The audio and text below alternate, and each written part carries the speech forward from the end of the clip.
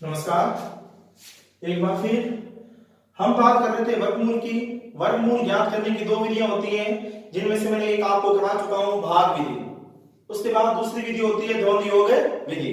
इसके बाद हम करने वाले अब, जैसे आपको संख्या दी हुई है 38, 93, 76 और हमें कहे कि इसका आपको द्वंद्व योग विधि से वर्गमूल ज्ञात करना है। आप देख लो कि इसमें समूह बनते कितने, दो दो के जोड़े कितने बनते हैं, 3 बनते हैं। इसका मतलब इसके वर्गमूल में अंक भी कितने होंगे, 3 आने वाले हैं।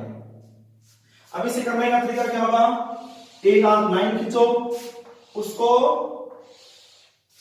3 भागों में बांटो। आप चाहो तो क्या करो कि बीच वाले भाग को छोटा रख सकते थे, कोई टेंशन है नहीं। चलो कोई बात नहीं, यहां लिख देते हम। अब देखो उसके बाद देखो क्या करना है आपको। अब आपके पास 3 समूह बने, जहां 2 अंक ऐसा भी हो सकता है कि यहां पे क्या हो, अंतिम समूह में 1 अंक बच जाए। जो भी आपका अंतिम अंक में, अंतिम समूह में जो भी आए, वो क्या करो आप बीच वाले में लिख दो। बाकी सारे अंक आएंगे अंतिम में खंड में आ जाएंगे। अब ये करने के बाद आपको देखना है कि हाँ वो अंक आएगा, किसकी स्क्वायर करेंगे इसके पास पहुंच जाए, ज्यादा ना हो, कम हो सकता है। जैसे मुझे बताया कि 6 की स्क्वायर करूंगा तो मेरे पास कितना आएगा, 36, जो लगभग इसके क्या होंगे, पास में होगा। वो अंक तो यहां आता है और इसका दुगना कहां आता है, यहां पर आता है। फिर आप क्या करो कि इसका स्क्वायर करके इसमें से घटाओ। अब 38 में से कितने जाएंगे, 36 जाएंगे, तो कितना बचेगा, 2। 2 का क्या लिखना आपको, तीसरे खंड में जो अंक आपके पास है पहला उसे जस्ट पहले लिखना आपको, वो शेष वाला लिखना होता है। यानी कि किसका स्क्वायर किया, किसके पास पहुंचे उसका दुगना, यहां पे स्क्वायर करके इसे घटाने के बाद क्या लिखते हैं, यहां पे लिखते हैं। अब इससे हमारा कोई लेना देना नहीं। अब हम जानते हैं कि हमारे पास 3 समूह बने, अंक भी 3 आए, 1 आ चुका है। अब सिर्फ कितने अंक आने वाले हैं, 2 अंक और आएंगे उत्तर में। अब इसके बाद सवाल होगा, ये हमारा होगा आपकी बात भाजक, जो हर बार क्या करेंगे, इससे भाग देने वाले हैं। अब नया भाज्य हमारे पास कितना आया, 29 आया। कितना आया, 29। भाग इसका देंगे हम 12, तो कितनी बार जाएगा, 12 दूना 24। शेष और कितना बचेगा हमारे पास, 5 बचेगा। कितना बचेगा, 5। अब देखो अब तक तो सुसोधन नहीं हुआ कि हमारे पास यहाँ पे अंक ही था। मैंने बोला था इस वाले भाग से आपको हमारा कोई लेना देना होता नहीं है, यहाँ ये चीज चाहिए होती है, दूसरी ये चीज निकालनी होती है। इसे तो अब 2 अंक आ चुके हैं, 1 अंक और चाहिए मेरे को। अब नया भाज्य कितना है आपकी बार, हमारे पास 5 और 3 है 53। अब देखो आप करते हैं संशोधित। संशोधित कैसे करेंगे, जहां पे जो अंक है उनका क्या निकालना होता है, द्वंद्व योग। द्वंद्व योग आप जानते हो, जब 1 अंक होता है तो उसी की स्क्वायर क्या होता है, उसका द्वंद्व योग होता है। यहाँ पे कौन है, 2, 2 का द्वंद्व क्या होगा, 2 की स्क्वायर। कितना है हमारे पास है, 49। ठीक है, ये तो क्या भाज्य था। अब ये क्या हो गया हमारे पास, संशोधित हो गया। क्या हो गया, संशोधित। अब संशोधित भाज्य में किसका भाग देना आपको, हमेशा देना है उसका 12 का। कितनी बार जाएगा, 12 चौका 48। फिर देखो शेष में कितना बचा, 1। कितना है आपके पास है, 17। हमारी तो आ चुकी है 624। अब आगे देख कैसे होगा, आगे भाग जाएगा ये देखना। अब हमारे पास नया भाज्य कितना आया, 17 आया। अब करते हैं संशोधित। देखो पहले हमने 1 अंक लिया, अब क्या लेंगे, 2 लेंगे। अब 3 होते हुए आगे से 3 भी लेने पड़ते हैं। यहां सिर्फ 2 है, पहले मैंने 1 अंक लिया, अब क्या लेता हूं, 2 अंक। जब मैं 2 अंक लूंगा तो क्या होगा, 2 पे लगा के उसके बाद दोनों का क्या कर दूंगा, गुणा कर दूंगा। यानी कि 2 4 का द्वंद्व क्या होगा, 2 गुणा में दोनों संख्या होती है, मैंने बताया था आपको पहले। तो फिर देखो ये कितना हो गया, 16। अब 17 में 16 के कितना बचा, 1। अब 1 में भाग जाता ही नहीं 12 का, तो इसलिए क्या हुआ, यहाँ तो काम खत्म। यानी कि क्या हुआ हमारे पास है। अब आगे वाला कहां लिख देंगे, यहां पे लिख देंगे। फिर कितना हमारे पास है, 16 हो गया। अब देखो पहले हमने 1 अंक लिया, फिर क्या लिया हमने, 2 अंक लिए। अब क्या लेंगे, वापस से 1 अंक लेंगे, क्यों आगे अंक तो आए नहीं, पहले बढ़ाते हैं बाद में घटाते हैं। अब क्या लेंगे, 4 लेंगे। अब 4 एक ही तो अंक है, 1 अंक का द्वंद्व क्या होता है, उसी की स्क्वायर होती है। 4 की स्क्वायर कितनी हुई, 16। 16 में से 16 गया तो 0, फिर भाग नहीं गया। इस प्रकार आपका यानी कि द्वंद्व योग विधि से इसका आपका वर्गमूल कर दिया, जो कितना आया, 624 आया। कितना आया, 624। अब उसके बाद बात करते हैं हम, वर्गमूल हो चुके हमारे। वर्ग भी हो चुके हैं, वर्गमूल भी हो चुके हैं। अब बात करते हैं घनफल और घनमूल की। अब देखो व्यक्ति गणित में आपको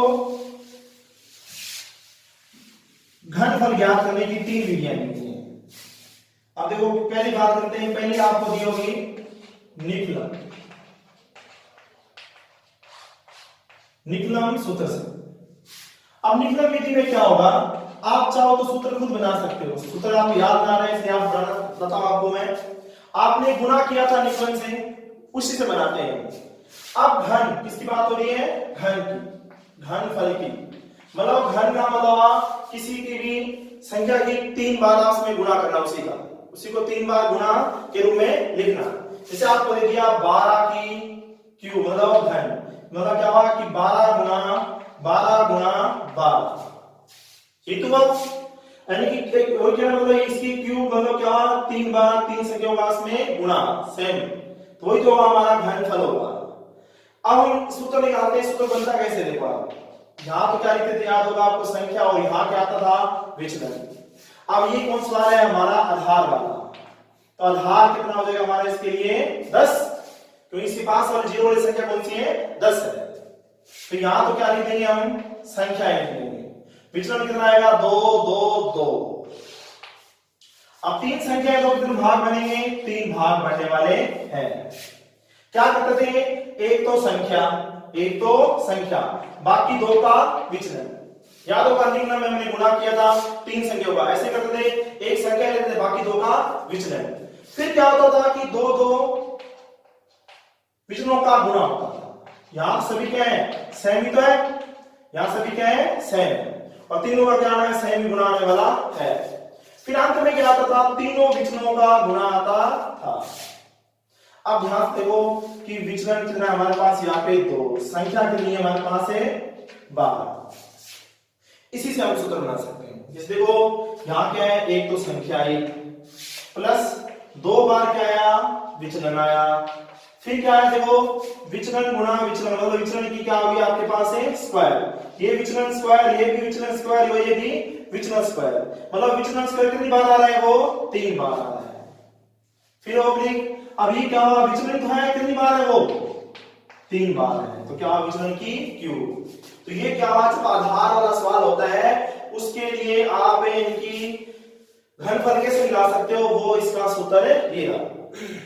अगर मान लो ये उपाधार से होता, जैसे इसको पूरा करते हैं हम, अब देखो आपसे सवाल हो ही रहा वैसे भी, तो क्या मैंने बोला था, संख्या और 2 गुणा में विचलन, विचलन को है हमारे पास 2, 3 गुणा विचलन की स्क्वायर, यहाँ क्या है विचलन की क्यूब। ये कितना हो गया हमारे पास है 16, ये हो गया आपके पास 12, और ये हो गया आपके पास है 8।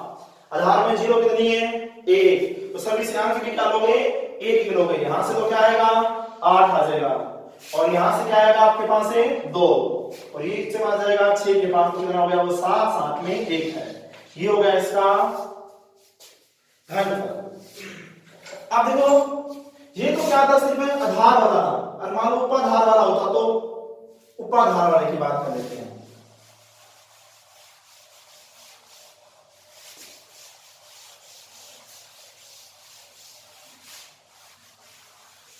अभी हमने सवाल देखा था, अब मान लो कोई संख्या की क्यूब, सूत्र क्या बना था हमारे पास, जब आधार की बात हो, जब क्या हो आधार की बात हो, तो बना था हमारे पास संख्या प्लस 2 बार क्या आएगा गुणा में विचलन, फिर यहाँ क्या था 3 इंटू में विचलन की स्क्वायर, और यहाँ क्या था आपके पास विचलन की क्यूब आया था। अगर मान लो आपके पास उपाधार हो साथ में, तो बहुत आसान है, फिर क्या हो जाएगा, बस इतना सफर पड़ने वाला है, तो इसके साथ तो कौन आ जाएगा, उपाधार की स्क्वायर, और यहां क्या आएगा आपके पास वही सेम का सेम, संख्या प्लस 2 गुणा में क्या आएगा आपके पास है विचलन, ऑब्लिक यहां क्या आ जाएगा आपके पास उपाधार गुणा में 3, और यहां है आपके पास विचलन की स्क्वायर, लास्ट में विचलन की क्यूब। नई चीज क्या आई, वही यहां क्या आया उपाधार की स्क्वायर, और यहां क्या आ गया उपाधार, हमने गुणा में किया था वही सेम सिस्टम है। जैसे अभी आपको दे दिया, मान लो सोच लो कि जी आपको दे दिया ऐसे कोई सवाल, ये बात, अब इसका निकालते हैं, तो यहां क्या है देखो, इसके लिए आधार तो क्या आने वाला है 10, और उपाधार क्या आने वाला है आपके पास है देखो ऊपर आधार कितना आएगा 40 है, हमने आधार क्या माना है 10, 10 चौका 40, तो यहाँ पर आधार कितना हो गया 4। अब इसको लगाते हैं यहाँ पे, तो यार देखो 43 की क्यूब क्या होगी उपाधार की स्क्वायर, उपाधार कौन है 4, तो 4 की स्क्वायर संख्या, संख्या कितनी है 43 प्लस 2 गुणा में विचलन, विचलन क्या आएगा आपको देख लो, दोनों का गुणा करके इसमें से घटा दो, 40 गए तो इसमें से कितना आया 3 आया, तो यहाँ क्या आएगा 3 की ओनली 3 ही आने वाली यहाँ तो है ना। फिर क्या आएगा उपाधार, उपाधार कितना है 4 गुणा में 3, विचलन की स्क्वायर, विचलन कितना हमारे पास 3, तो 3 की स्क्वायर, लास्ट में विचलन की क्यूब, तो क्या हुआ 3 की क्यूब हो जाएगी, ये तो हुआ 16, ये हुआ 6 और 49, ठीक है। अब बात करते हैं इस वाले 12, ये हो गया 9, 12 में 108, ये हो गया आपके पास कितना 27। अब इसका हम ऐसे करते हैं 16 में कितना हुआ 144, 14, 64, 64 और 4, 68, ये हो गया आपके पास है 78, फिर यहां से 108 और यहां से 27। अब आधार में जीरो कितनी है एक ही है, सभी से अंक भी क्या लेंगे एक ही लेंगे। अब देखो यहां तो आया 7, अब कहीं लगता होगा कैसे लिखेंगे, इनको कैसे मालूम चलेगा, बहुत आसान तरीका है, आप इस पे से लिख सकते हो, जैसे लिख दिया आपने क्या 27 लिख दिया, फिर इस वाले को कैसे लिखोगे, एक अंक छोड़ के आगे वाले से स्टार्ट करो, 8 0 1, फिर वही काम आगे वाले संख्या को एक छोड़कर आगे स्टार्ट करो, कहां स्टार्ट करो ये वाला 4 8 7, अब जोड़ दो कितना आया 7 0, यहां से 5 और यहां से कितना आ गया आपके पास है यहां पे 9 और यहां कितना हुआ 7, तो ये हो गया इसका घनफल। फिर देखो उसके बाद ये तो था किससे निकला आधार और उपाधार से। इसके बाद विधि आती है एकाधिकरण पूर्वेंश, एकाधिकरण पूर्वेंश, इनमें याद नहीं होता है कि 2 अंक वाले हो आसानी से हो जाते हैं। देखो बात करते हैं सेकंड विधि है घनफल की एकाधिकरण, सूत्र एकाधिकरण पूर्वेंश। अब देखो आपको हमेशा जो भी संख्या दे रखी है उसे एक तो इकाई दूसरा ढाई वाला अंक मानना होगा, जैसे आपको सोच लो कि आपको ये दे दिया 30 का निकाल के दिया, तो ये 4 तो हमारा क्या होगा इकाई का अंक, और ये क्या होगा हमारे पास है ढाई का अंक, ठीक है। तो फिर देखो करने का स्टाइल क्या होता है, इसके 4 पार्ट होते हैं, सूत्र होता है, इसमें आपको याद ही रखना पड़ेगा, इसमें कोई इलाज नहीं है। तो क्या आएगा यहाँ पे, यहां तो आती है ढाई की स्क्वायर इंटू में ढाई का एकाधिकरण, ये तो पहला वाला। फिर दूसरे में वापिस वही क्या आएगा ढाई की स्क्वायर इंटू में क्या विचलन। फिर तीसरे में क्या आता है 3 गुणा ढाई इंटू में इकाई, इकाई का स्क्वायर, लास्ट में क्या आता है आपके पास है इकाई की क्यूब है। ये होता है, ये आपको सूत्र याद रखना पड़ेगा। ये 2 अंक है इसलिए इकाई और ढाई आसानी से मालूम चला। सपोज करो कि आपको सवाल ऐसे दिया होता ऐसे, तो फिर क्या करते आप, क्या करते इसको मानते इकाई, इसको मानते आप ढाई, तो सवाल कर देते इसे करते। देखो हमारे पास ढाई कौन है 3, तो क्या है 3 की स्क्वायर गुणा में 3 का ही एकाधिकरण, फिर यहां क्या आएगा 3 की स्क्वायर गुणा में विचलन, विचलन कितना है सॉरी, यहां विचलन कैसे निकालने का तरीका बताएंगे आपको। मैंने देखो यहां विचलन कैसे निकलता है 3 गुणा इकाई का माइनस क्या आएगा 10, विचलन कैसे निकालते हैं 3 गुणा इकाई माइनस का 10। अब 3 गुणा इकाई, यहां इकाई कौन है 4, तो क्या हुआ 3 गुणा में 4 माइनस का 10, क्या हुआ 12 माइनस 10 कितना हुआ आपके पास है 2 आ गया। तो यहां विचलन कितना हो गया आपके पास है 2 हो जाएगा, ध्यान रखना यहां विचलन निकालेगा निकालेंगे है। फिर देखो तीसरे भाग में क्या आएगा 3 गुणा ढाई, ढाई कितनी है आपके पास है 3, फिर क्या आएगा आपके पास है इकाई की स्क्वायर, इकाई कौन है आपके पास 4, तो क्या होगा 4 की स्क्वायर, लास्ट में 4 की क्यूब। फिर ये तो हो गया 9 गुणा में 3 का इकाई कितना हुआ 4, 3 की स्क्वायर 9 गुणा में 2, ये हुआ 9 गुणा में कितना हुआ 16, कितना हो गया आपके पास 144, ये कितना हो गया आपके पास है 64। अब देखो आधार में इसकी जीरो कितनी होनी चाहिए आसानी से मालूम, तो आपको वैसा ही करना है कि सभी में से एक एक अंक लेना है, सोचने की जरूरत नहीं है क्योंकि हम 2 इकाई और ढाई मार रहे हैं सिर्फ। इसलिए कितना हो गया 36, ये हो गया 18, ये हो गया 144 और ये हो गया 64। आप जोड़ने का तरीका वही लगाओ, ठीक हो गया। कैसे है कि आप लिखोगे पहले यहाँ पे 64, फिर एक अंक छोड़ के आगे वाला लिखना आपको, तो यहां स्टार्ट किया 4 4 और 1, फिर आपने एक छोड़ के वापस स्टार्ट किया कितना हुआ 8 और 1, फिर आपने एक छोड़ के लिखा तो कितना हुआ 3 और 6 यहां पे आते हैं, ठीक है। ये 4, ये 10, ये 3, ये कितना हुआ 9 और ये हो गया 3, ये आपका हो गया। ऐसे आपकी उत्तर आ जाएगी। तो सभी से अंक लेना होता है 4, ये वाला इसके पास आता है कितना बन जाता है 0, लेकिन 10 बन जाता है इसको कितना मिलता है 1 मिलता है, 15 हो गए। ये 5 इसके पास आता 8 के पास तो कितना हो जाता 13 हो जाता, 1 11 1 हासिल हो रहा है 2, ये वाला 3 3 और 6 9, ये हो गया ऐसे। आप अच्छा तरीका यही है कि आप ऐसे किया करो, आसानी से समझ सकते हो आप। ये होती है आपके पास है दूसरी विधि कौन सी, एक का देखें कि ध्यान रखना आप इसी का करना 2 मान लेना, इसको इकाई का मान लेना, इसको क्या मान लेना, इसको इकाई और इसे मान लेना ढाई, तो इस बार हो पाए था आपके पास। अब देखो तीसरी विधि,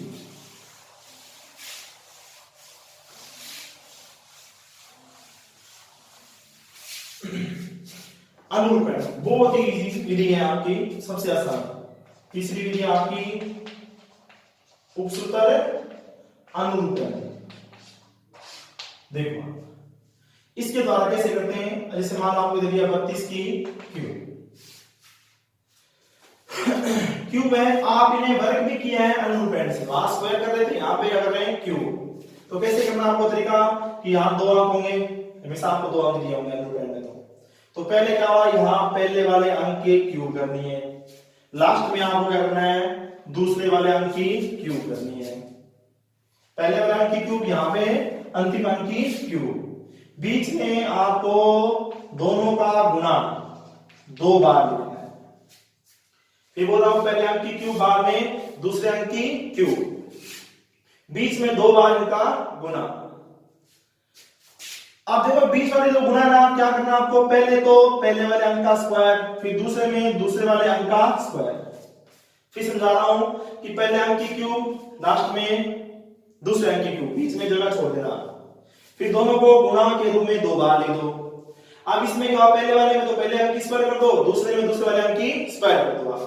यहां कितना आपके पास है 27, यहां 9 दूनी 18, यहां पे 12 और यहां पे कितना हुआ 8। वहां आपने वर्ग किया और याद हो तो आपने क्या सेम का सेम वही उतारा था वहां, लेकिन यहां तो क्या हो रही क्यूब, इसका मतलब इसको 3 बार लिखना होता है, और इसका दुगना यहां लिख दो, इसका दुगना यहां लिख दो, इसका दुगना कौन होगा 36 और इसका दुगना कौन होगा 24 होगा। फिर देखो ये कितना 8 ऑब्लिक, ये कितना आपके पास है 36, ये कितना आपके पास है 54 और ये क्या हो गया 27। 2 अंक लेते हैं, सभी संख्या लेंगे 1 लेंगे, यहां से 8 और यहां से 6 और यहां से 7 और इसके पास आया कितना हो गया 32। ये हो गया अनुरूपण से आपका घनफल। बहुत आसान विधि है। अब देखो ये तो थे घनफल,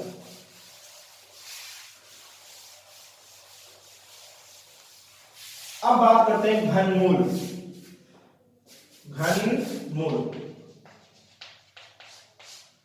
अब बात कर रहे हैं भाग विधि। कौन सी विधि? भाग विधि।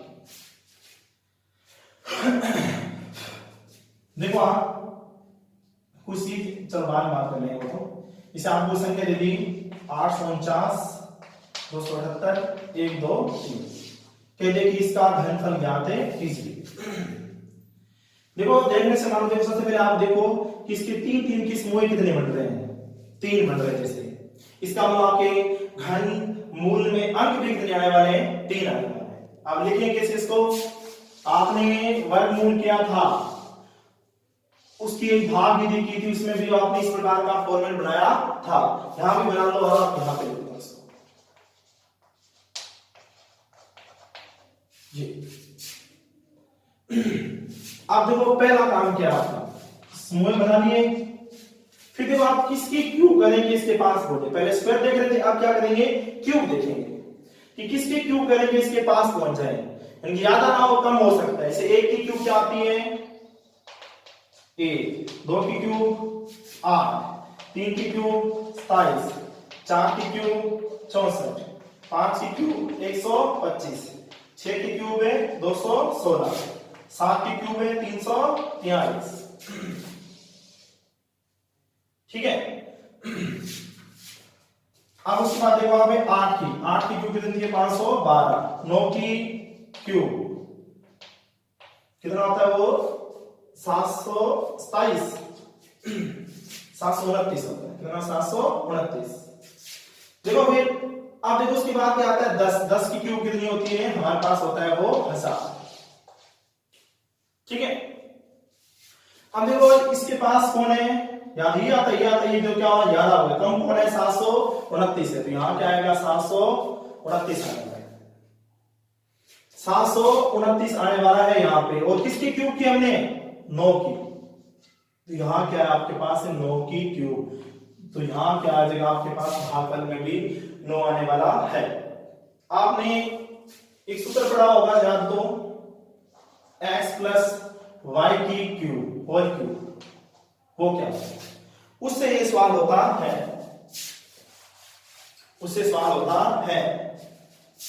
इसका प्रसार करते हैं तो क्या आता है x क्यूब, फिर क्या आता है 3x स्क्वायर वाई, फिर क्या आया 3x वाई स्क्वायर, फिर क्या आता है y क्यूब। ये तो यहां रुक जाता है, लेकिन इसका करने का तरीका कैसे होता है कि वापिस स्टार्ट हो जाता है ये वाला स्टेप, कैसे 3x स्क्वायर वाई। अब देखो यहाँ पे x कौन होगा, ये x y, जो यहाँ पे जो x y है ना, यहाँ पे x और y जो यहाँ से प्राप्त हुए हैं, यहाँ पे जो x होगा वो क्या बन जाएगा x y बन जाएगा। देखना अभी एक सवाल करते हैं आप आसानी से। देखो पहले क्या हुआ, किसकी क्यूब की इसके पास पहुंचे 9 की क्यूब करने में हमें प्राप्त हुआ 729, जो इसके पास में 10 का 1000 हो जाता है, ज्यादा हो जाता है। किसकी क्यूब की, वो भाग हमारे जो घनमूल है ना उसमें आएगा वो। अब इसे हटाते हैं, कितना हुआ 0 2 1, वहां हमने किया था वर्गमूल, उसमें जोड़ा उतार रहे थे, लेकिन यहां पे क्या करते हैं एक अंक ही उतारते हैं, हमने ऊपर से क्या उतारा 2 उतार दिए। फिर देखो करने का तरीका क्या हुआ, ये वाला इसको 3 हमारे पास x कौन हुआ ये वाला, यानी किसकी स्क्वायर गुणा में y हमें ढूंढना है, y हमें ढूंढना है। देखो 9 की स्क्वायर कितनी हुई 81, गुणा में 3 कितना हो गया आपके पास 243, 243 का इसमें कितनी भाग जाने वाला है वो आपको देखना है। वही काम आप स्टार्टिंग में देखो, आप 3 अंक ले लो, इसका एक अंक छोड़ दिया मैंने, इसका भी मैंने एक अंक छोड़ दिया, 24 का इसमें कितने भाग जाएगा, लगभग वो 5 बार करेंगे कितना आ जाएगा 120 आ जाएगा। ये करने का तरीका होता है, सभी का अलग स्टाइल होता है। अब 24 का इसमें भाग कितने बार जा रहा है, वो 5 बार जा रहा है, यानी 5 से गुणा करेंगे तो कितना बनेगा लगभग इतना बनेगा। लेकिन जब हम 5 से गुणा 3 से करें वो 15 हो जाएगा, हमें कितना चाहिए सिर्फ यहाँ पे 2 ही चाहिए, इसलिए आप क्या करोगे 5 से देखना आप 4 से गुणा करना, जब 5 से गुणा करेंगे तो क्या होगा ये इससे बड़ा हो जाएगा, आप 4 से ही गुणा कर पाओगे। अब इसका गुणा किससे करेंगे 4 से करेंगे।